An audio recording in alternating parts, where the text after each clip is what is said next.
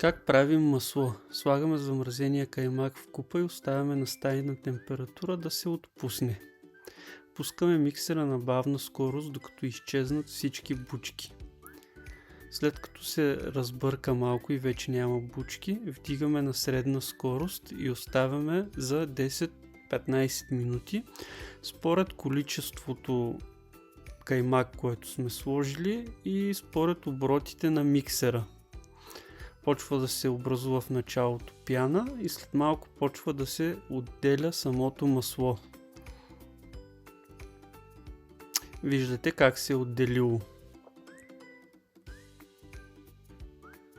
Прехвърляме в ледено студена вода и започваме леко да мачкаме, за да излезе мътеницата.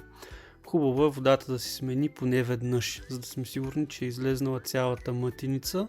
В противен случай маслото се разваля по-бързо. Оформяме както намерим за добре. Аз използвам тази дървена лъжица. Слагаме в купички, каквито имаме под ръка. Маслото съхраняваме в хладилник, в купичките.